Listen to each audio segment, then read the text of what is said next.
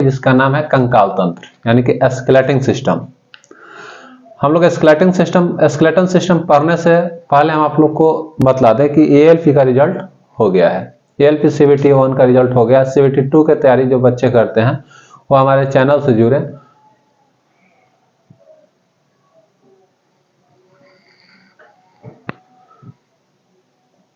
Hello दोस्तों, आपका स्वागत है हमारे यूट्यूब चैनल में। आज हम लोग एक नया टॉपिक स्टार्ट करेंगे जिसका नाम है स्केलेटन सिस्टम यानी कंकाल तंत्र। आप लोग को एक सूचना दे दें कि एएलपी सीबीटी 1 का रिजल्ट हो चुका है। जो भी बच्चों अगर सीबीटी 2 का तैयारी करना चाहते हैं तो हमारे यूट्यूब चैनल से जुड़ें और यहाँ से आप लोग को सीबीटी 2 का तैयारी कराया जाएगा। यानी कि जो भी हम जो भी आप लोग को यहाँ पे जो हम क्लास लेते हैं इसमें जो भी किसी भी एग्जाम के लिए अगर आप देखा जाए तो आप लोग के लिए यूजफुल है। एएलपी हो, ग्रुप डी हो, एनटीपीसी हो, बीपीएससी हो, दरोगा हो, किसी भी एग्जाम के लिए, किसी भी वनडे एग्जाम के लिए आपका ये क्या है, यूजफुल है। तो आप लोग वीडियो को पूरा वॉच कीजिए, पूरा अंत तक देखिए। और अगर आपको पीडीएफ चाहिए जो हम पढ़ाते हैं क्लास में, इस क्लास का अगर पीडीएफ चाहिए तो आप लोग हमारे टेलीग्राम चैनल से जुड़िए। मुकेश जी रिसर्च सेंटर के नाम से टेलीग्राम चैनल है, वहां से जुड़िए। वहां आपको ये टोटल नोट्स प्रोवाइड करा दिया जाता है। आइए अब हम लोग स्टार्ट करते हैं अपना स्केलेटन सिस्टम। और आप लोग को हो सकता है कि होली बात पर डे शाम को 8 बजे लाइव आएंगे, वो सूचना हम आप लोगों को दे देंगे। ठीक, आइए हम लोग स्टार्ट करते हैं स्केलेटन सिस्टम। कंकाल तंत्र, कंकाल तंत्र, कंकाल तंत्र, skeleton system, skeleton system.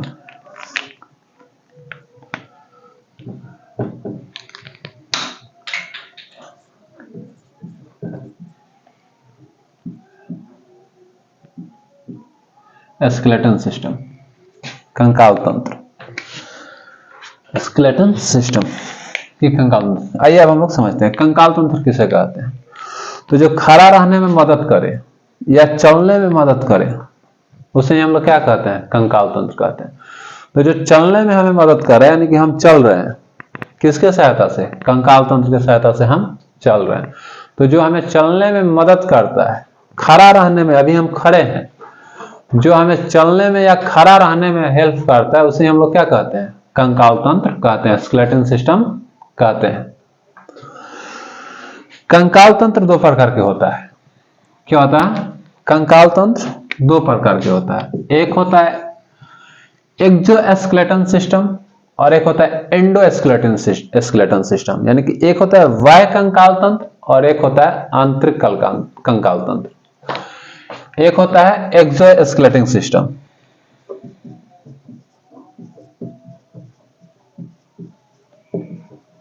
Skeleton system, और एक होता है एंडोस्केलेटन सिस्टम।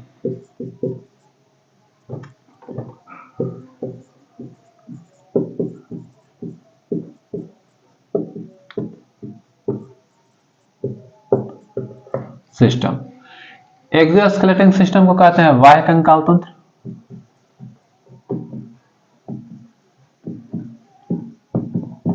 बाह्य कंकाल तंत्र, और एंडोस्केलेटन सिस्टम को कहते हैं आंतरिक कंकाल तंत्र।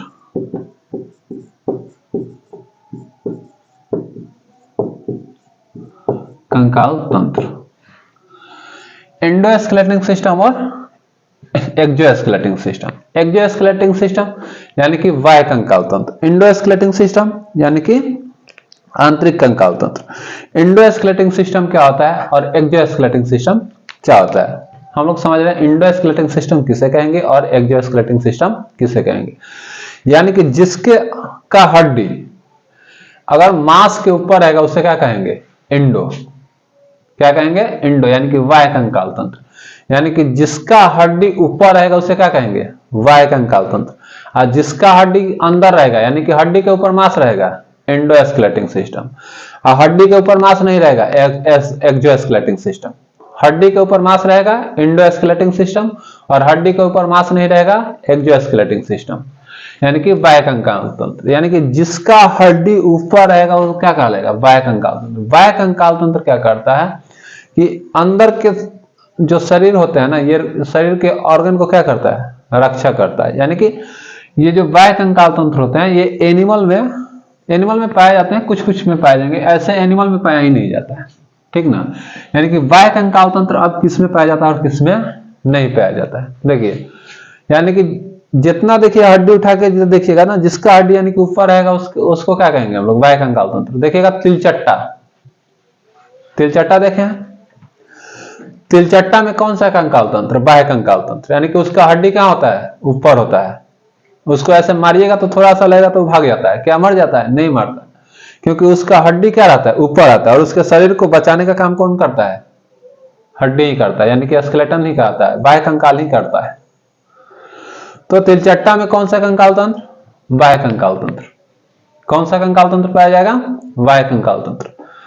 आप टीडा यानी कि राम जी का घोड़ा देखें, उसमें कौन सा कंकाल तंत्र, बाह्य कंकाल तंत्र। राम जी के घोड़ा में बाह्य कंकाल तंत्र। चींटी कौन सा कंकाल तंत्र पाया जाएगा, बाह्य कंकाल तंत्र। घेंगा, घोंगा आप लोग देखें जिसको हेटा हम लोग बोलते हैं, उसमें कौन सा कंकाल तंत्र पाया जाएगा, बाह्य कंकाल तंत्र। घेंगा और ये शंख उंख आप लोग देखें, उसमें कौन सा कंकाल तंत्र पाया जाएगा, बाह्य कंकाल तंत्र। यहां तक इवन मच्छर में भी कौन सा कंकाल तंत्र पाया जाएगा, बाह्य कंकाल तंत्र पाया जाएगा, ठीक ना। कौन सा कंकाल तंत्र पाया जाएगा, बाह्य कंकाल तंत्र पाया जाएगा। कछुआ, उसके ऊपर पीठ पे क्या रहता है, बाह्य कंकाल तंत्र, लेकिन उसके पैर में क्या रहता है, आंतरिक कंकाल तंत्र, यानी कि इंडोस्केलेटिक सिस्टम। क्या रहता है, इंडोस्केलेटिक सिस्टम रहता है। तो कछुआ एक ऐसा जीव है जिसमें क्या रहता है, दोनों पाया जाता है, इंडो और एक्जो, इंडोस्केलेटिक सिस्टम और एक्जोस्केलेटिक सिस्टम। यानी कि उसके पीठ पर कौन सा स्केलेटिक सिस्टम रहेगा, इंडो, और उसके पैर में कौन सा रहेगा, एक्जोस्केलेटिक सिस्टम। कौन सा रहेगा, एक्जोस्केलेटिक सिस्टम। एक बात और महत्वपूर्ण है आप लोगों के लिए कि ये जो बाह्य कंकाल तंत्र है ना, ध्यान रखिएगा, ये इंपॉर्टेंट बात है। जितने में बाह्य कंकाल तंत्र पाया जाता है ना, उसमें वायर नहीं होता है, यानी कि नस नहीं होता है, उसमें सर्कुलेटरी सिस्टम ओपन होता है। हम आपको जब सर्कुलेटरी सिस्टम पढ़ा रहे थे तो उस टाइम हमने बतलाया था कि जिसका कंकाल तंत्र बाहर रहेगा उसमें सर्कुलेटरी सिस्टम के लिए कोई रास्ता नहीं होता है, यानी कि कोई नस नहीं होता है। तो जितने एक्जोस्केलेटिंग होते हैं ना, जिसमें अगर एक एक्जोस्केलेटिंग होगा ना, उसमें अगर सर्कुलेटरी सिस्टम ओपन होता है। कौन सा सर्कुलेटरी सिस्टम होता है, ओपन सर्कुलेटरी सिस्टम, यानी कि ब्लड ले जाने के लिए वायर की आवश्यकता उसमें नहीं होती है, उसमें ब्लड प्रेशर नहीं होता है, क्योंकि वायर रहेगा यानी कि नस रहेगा तबे ना प्रेशर लगेगा, नहीं तो लगवे नहीं करेगा, लगेगा नहीं लगेगा, तो उसमें ब्लड प्रेशर नहीं होता है। मच्छर देखिएगा, समझाने के लिए, जो मच्छर देखिएगा, मच्छर होता है ना, तो जो खून पीता है ना, तो टोटल अपना क्या करता है, पीछे स्टोर कर लेता है। हालांकि जो मच्छर कभी खून नहीं पीता है, मच्छर नहीं खून पीती है, यानी कि फीमेल मच्छर खून पीती है, उसको भी मजबूरी है खून पीना।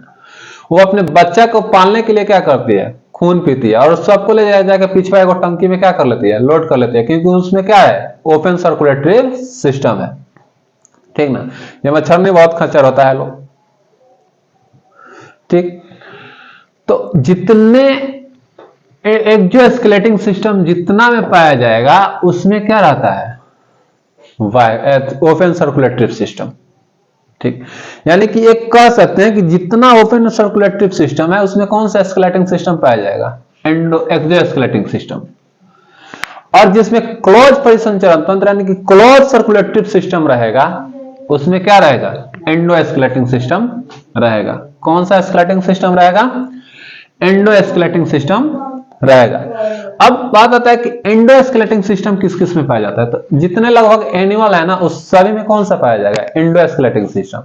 जैसे कुत्ता, गधा, सियार, बिलाई, सब में क्या रहेगा, एंडोस्केलेटिंग सिस्टम, क्योंकि इन लोगों का अस्थि के ऊपर क्या रहता है, मांस रहता है, क्या कहलाएगा, एंडो, यानी कि आंतरिक, अंदर रहता है।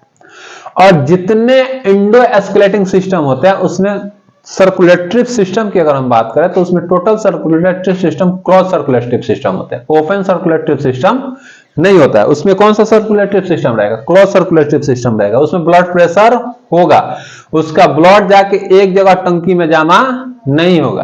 किसका? एंडोएस्केलेटिंग सिस्टम का। किसका? एंडोएस्केलेटिंग सिस्टम का। ठीक, ये तो हो गया एस्केलेटिंग सिस्टम, यानी कि वाई स्केलेटिंग सिस्टम और इंडोएस्केलेटिंग सिस्टम। इंडोएस्केलेटिंग सिस्टम देखिए, स्नेक यानी कि सांप में कौन सा? एंडो, यानी कि आंतरिक कंकाल तंत्र। सांप में आंतरिक कंकाल तंत्र, गधा में आंतरिक कंकाल तंत्र, कुत्ता में आंतरिक कंकाल तंत्र, इवन मानव में आंतरिक कंकाल तंत्र, इवन गर्ल्स में भी आंतरिक ही कंकाल तंत्र रहेगा। वो अगर कहे कि बाह्य कंकाल तंत्र है तो ऐसा नहीं है, कहीं वो लोग सोच भी सकते हैं लोग। तो सभी एनिमल्स को देखा जाए तो उसमें कौन सा कंकाल तंत्र पाया जाएगा? आंतरिक कंकाल तंत्र पाया जाएगा। कौन सा कंकाल तंत्र पाया जाएगा? आंतरिक कंकाल तंत्र।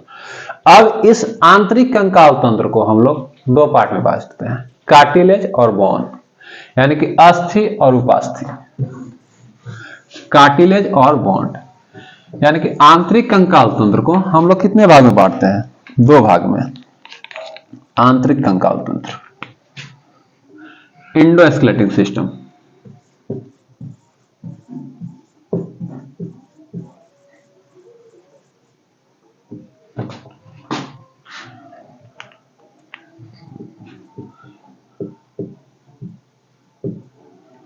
इसको कितने भाग में बांटते हैं हम लोग? दो भाग में। कार्टिलेज और बोन, यानी कि उपास्थि और अस्थि। उपास्थि और अस्थि। उपास्थि को इंग्लिश में बोलते हैं कार्टिलेज। क्या बोलते हैं? कार्टिलेज। और अस्थि को बोलते हैं इंग्लिश में बोन। यानी कि उपास्थि और अस्थि एस्केलेटिंग इंडो एस्केलेटिंग सिस्टम को कितने भाग में बांटते हैं? ब्रेक करते हैं दो भाग में। कौन कौन? उपास्थि और अस्थि। कौन कौन? उपास्थि और अस्थि।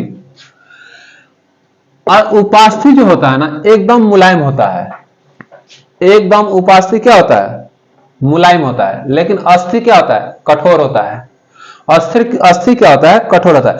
और ये उपास्थि जो होता है ना, जहां जहां ज्वाइंट होगा ना, जहां जहां ज्वाइंट होगा वहां वहां पाया जाता है। जहां जहां ये ज्वाइंट होता है वहां वहां का पाया जाएगा? उपास्थि। यानी कि जो नाक होता है ना, ये देखिए, ये नाक, इस नाक में क्या पाया जाएगा? उपास्थि। कान में क्या पाया जाएगा? उपास्थि। ये इस कान में भी क्या पाया जाएगा? उपास्थि। यानी कि ये जो मूवमेंट कर रहा है ना, ये मूवमेंट कर रहा है, यहां भी क्या पाया जाएगा? उपास्थि पाया जाएगा। क्या पाया जाएगा? उपास्थि। उपास्थि एकदम मुलायम रहता है।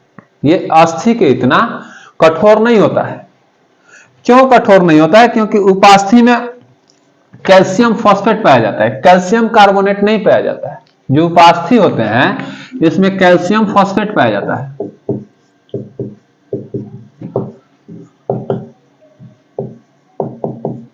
कैल्शियम फॉस्फेट पाया जाता है।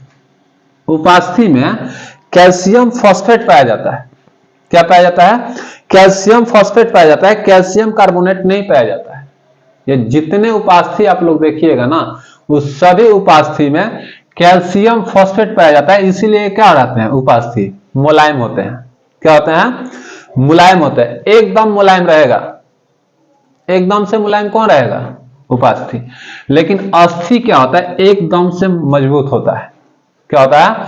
मजबूत होता है। अस्थि क्या होता है? एकदम से मजबूत होता है। क्यों यह अस्थि मजबूत होता है? एकदम से कठोर होगा।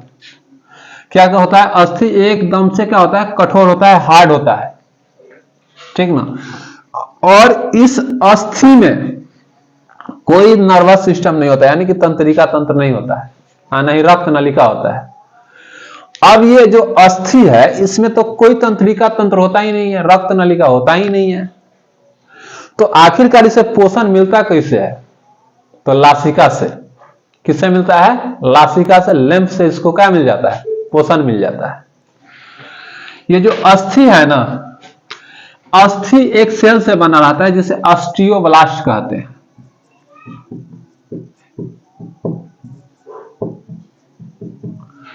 ऑस्टियोब्लास्ट सेल से मिलकर बना रहता है। इसमें कैसिन प्रोटीन पाया जाता है। कौन सा प्रोटीन पाया जाता है? कैसिन प्रोटीन पाया जाता है। ये ऑस्टियोब्लास्ट सेल से अस्थि बना होता है। अस्थि में 50% तो जल होता है, लेकिन 50% कार्बनिक पदार्थ होता है, रासायनिक पदार्थ होता है, केमिकल चीज होते हैं। 50% केमिकल चीज होते हैं। इसमें कैल्शियम कार्बोनेट और कैल्शियम फॉस्फेट दोनों पाए जाते हैं। कैल्शियम कार्बोनेट तथा कैल्शियम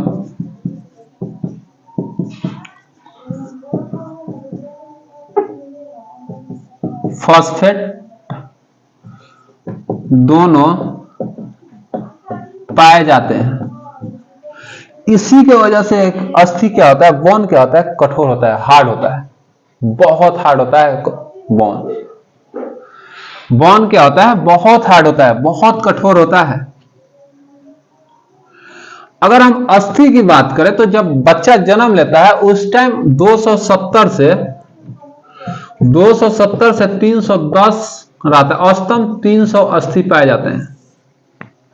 कितने बोन पाए जाते हैं, 300 बोन पाए जाते हैं। यानी कि एक बच्चा अभी जन्म लिया, उसमें अगर अस्थि को काउंट किया जाएगा तो उसमें कितना अस्थि होगा, लगभग 300। कितना होगा, लगभग 300, या 270 से 310 के बीच में, तो हम लोग लगभग कितना मान लेते हैं, 300। लेकिन ये जैसे शिशु अवस्था में रहेगा तो 208। कितने अस्थि होंगे, 208। सॉरी, बाल्यावस्था में क्या रहेगा, 208।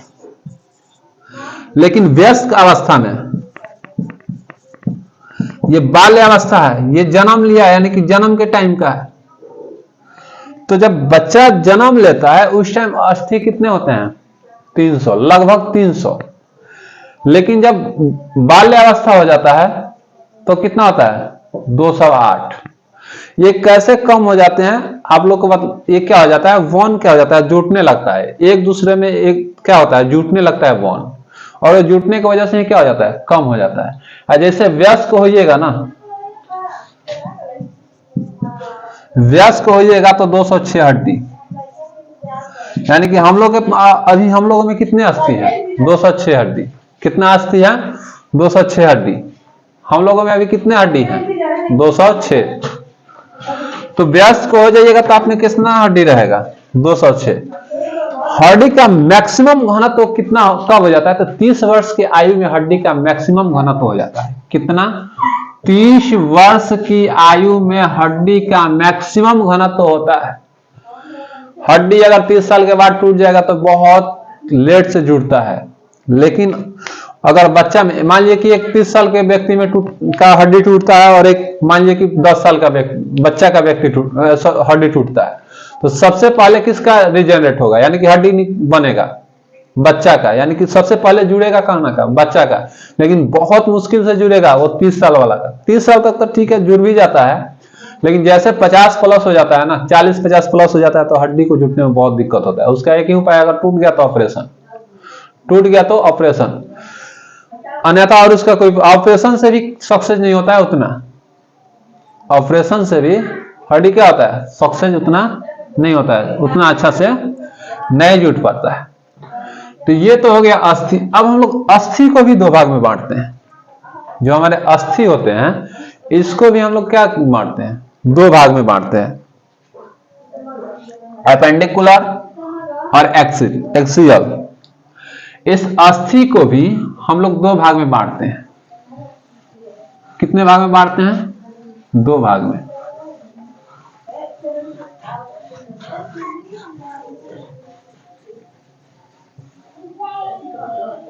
अस्थि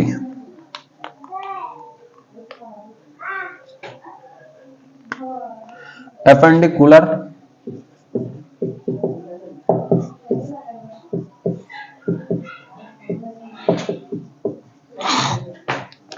कितने भाग में बांटेंगे, दो भाग में। कौन कौन, एपेंडिकुलर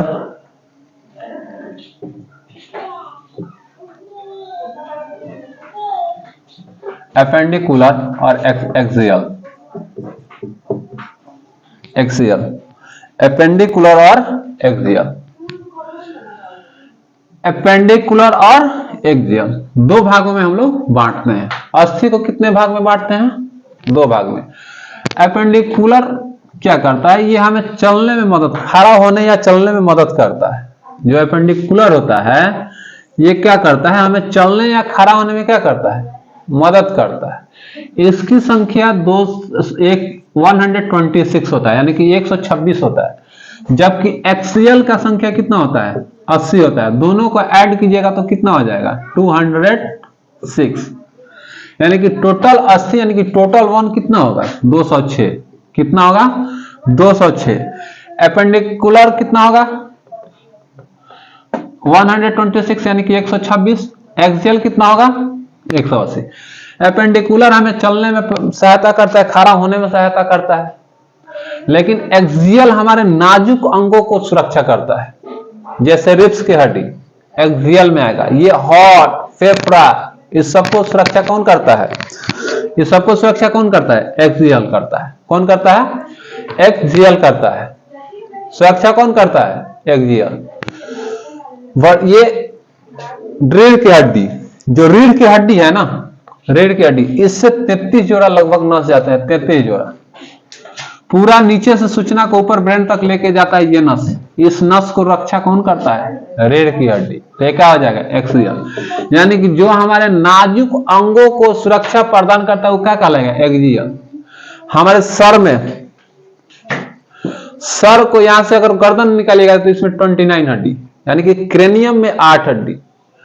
तो ये क्रेनियम जो है ना, ये क्या है? ये सेरेब्रम को रक्षा करता है। ये जो ये हड्डी है ना, ये सब क्या करता है? सेरेब्रम, क्योंकि इसमें सेरेब्रम होता है। ब्रेन पढ़ाएंगे तो पढ़ाएंगे।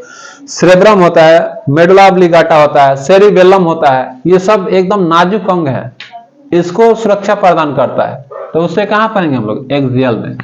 यानी कि जो एक्सियल के अस्थि होते हैं, जो बोन होते हैं, ये हमारे नाजुक अंगों को एकदम से सुरक्षा प्रदान करते हैं। क्या करते हैं? सुरक्षा प्रदान करते हैं। अगर ये रिब्स नहीं रहता तो तुरंत चोट लगता, तुरंत हम लोग का हार्ट खत्म, लंग्स खत्म, कहानी खत्म। लेकिन ये क्या करता है? ऐसे हम मार रहे हैं तो ये क्या कर रहा है? रोक ले रहा है। लेकिन अगर यही नहीं रहता तो डायरेक्ट हार्ट पे लगता है या लंग्स पे लगता है, तो खराब हो जाता है। तो ये एक्सियल क्या करता है? हमारे नाजुक अंगों को बचाता है। एपेंडिकुलर्स क्या होते हैं? ये क्या करता है कि हमें गति प्रदान करता है। अब हम लोग एक एक बोन को हम लोग पढ़ जाएंगे। आप लोग मेरे साथ बोलिएगा तो आप लोगों को भी याद हो जाएगा। देखिए, अगर हम बात करें एपेंडिकुलर्स का, यानी कि 206 हड्डी, 126 हड्डी, तो ये देखिए, ये हाथ, एक हाथ में 30 हड्डी, एक हाथ में 30 हड्डी होगा तो दो हाथ में कितना हड्डी? 60 हड्डी। एक पैर में 30 हड्डी तो दो पैर में कितने हड्डी? 60 हड्डी। कैल्विक, एस्केपुला और पेल्विक, दो, यानी कि 6 हड्डी इसमें। कैल्विक, पेल्विक और एस्केपुला, यानी कि 6 हड्डी इसमें, दो रहता है, 6 हड्डी। इसको जोड़िए तो कितना हो जाएगा? 126। अब ये हाथ में जो 30 हड्डी कहां होगा? पैर में 30 हड्डी कौन कौन होगा? और ये कौन कौन हड्डी होगा? और ये कहां कहां होगा? ये सब को हम लोग एक एक करके याद कर जाएंगे। देखिए, मेरे साथ आप लोग बोलते रहिएगा तो आपको भी याद हो जाएगा। देखिए, आप लोग अपने हाथ को देखिएगा। रेडियस, रेडियस आल्ना, रेडियस एगो, रेडियस आल्ना, सॉरी, हेमरस, ये वाला क्या पार्ट है? हेमरस, रेडियस, आल्ना, एक एक। हेमरस, रेडियस, आल्ना, एक एक। ये है टार्सल, 8 हड्डी, टार्सल में 8 हड्डी। और ये जो तलहटी है ना, ये मेटाटार्सल 5, और ये अंगुली को बोलते हैं फ्लेंजी, फ्लेंजी में 14 हड्डी। Humerus 1, radius 1, ulna 1, humerus, radius, ulna, tarsal,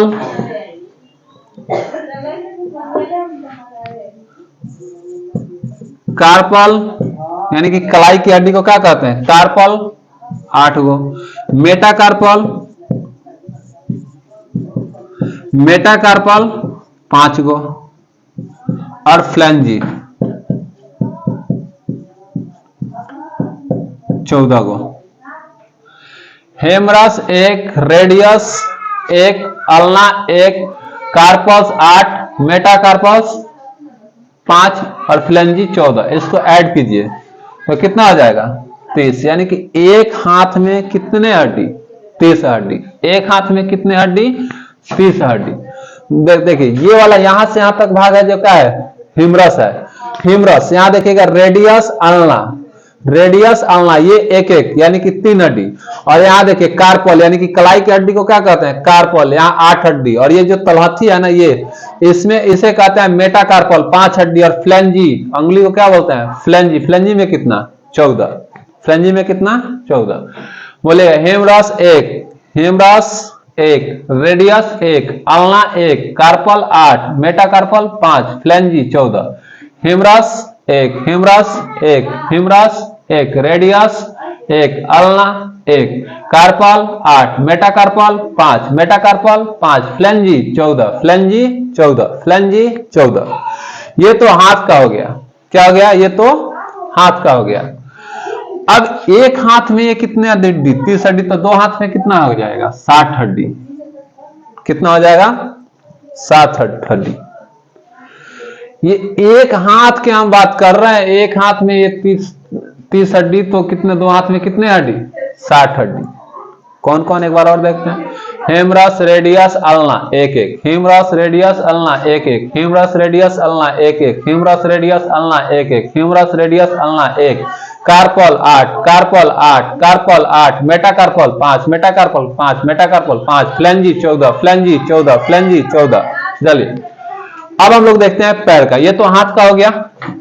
ये क्या था हमारा हाथ का। और पैर का अब हम लोग देखते हैं हाथ का। हाथ का ये कितना था हाथ यानी कि हैंड, हैंड में कितना 60। अब हम लोग देखते हैं पैर का यानी कि लेग मतलब पैर, फुट मतलब पैर। पैर का जांघ की हड्डी को बोलते हैं फीमर। फीमर कितना 1, फीमर 1, फीमर 1। फीमर के नीचे चले जाइएगा तो ये जो आपको ठेहुना पे मिलेगा एक गोल चक्कर, पकड़िए अपने अपने ठेहुना को, उसे कहते हैं patella 1, patella 1, patella 1। Tibia fibula, tibia fibula 1 1, tibia fibula 1। Tarsal, tarsal 7, metatarsal,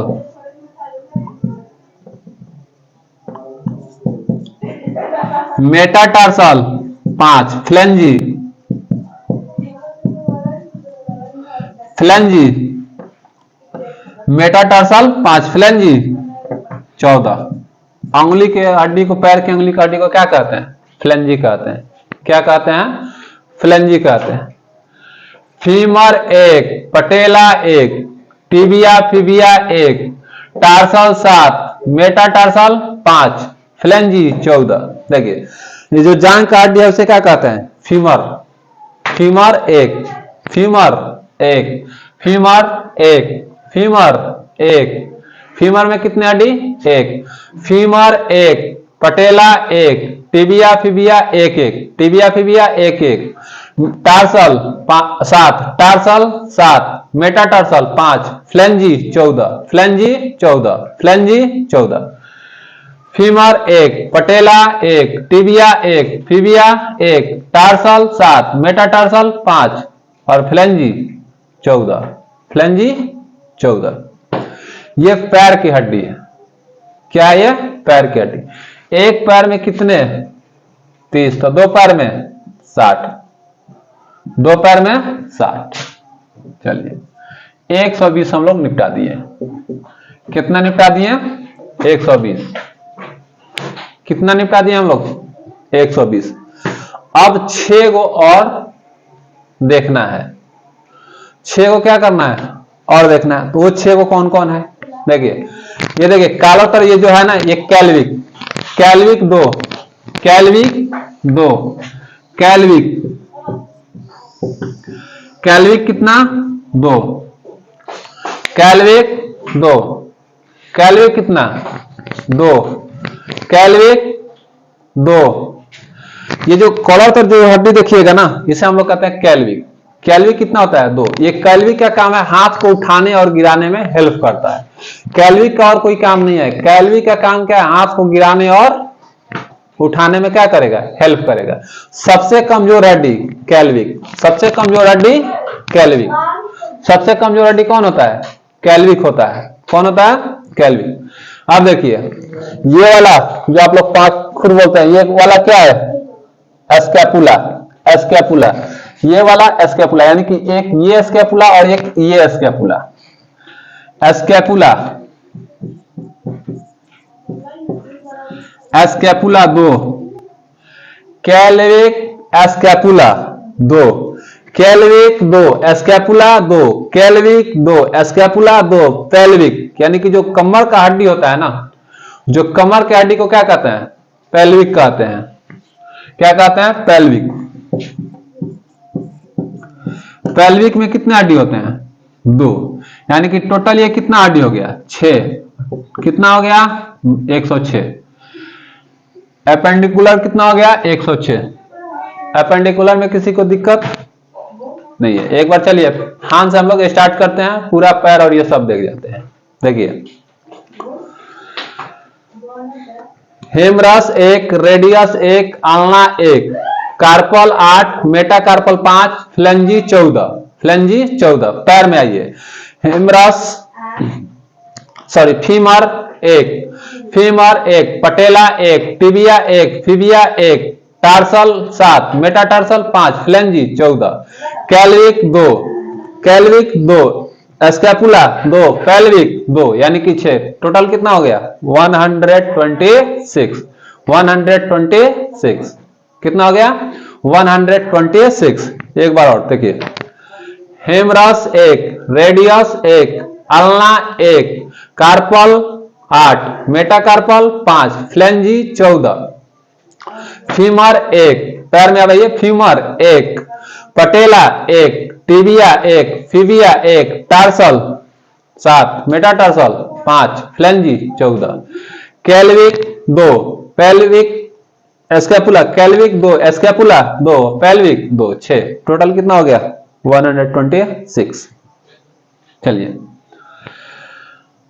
ये जो पेल्विक होता है ना, पुरुष का जो पेल्विक होता है ना, महिला का पेल्विक जो थोड़ा चौड़ा होता है। जो कमर का हड्डी होता है महिला का, वो चौड़ा होता है। और किसी किसी का पतला होता है ना, तो उसको बहुत, जब डिलीवरी के टाइम होता है ना, तो उसको बहुत दिक्कत होता है, ऑपरेशन करना पड़ता है, ठीक ना। तो ये जो पेल्विक को जो फीमेल में होता है, उसका चौड़ा होना बहुत जरूरी है, नहीं तो उन लोगों को क्या होता है, बहुत समस्या हो जाते हैं, ठीक। सबसे कमजोर हड्डी कौन होता है, कैल्विक होता है। सबसे कमजोर हड्डी कौन होता है, कैल्विक होता है। ये हम लोग एपेंडिकुलर को हम लोग क्या किए, पढ़ लिए। अब हमें कल का जो हम लोग का वीडियो होगा, उसमें क्या होगा, एक्सियल। क्या होगा, एक्सियल। आज भर के लिए इतना ही।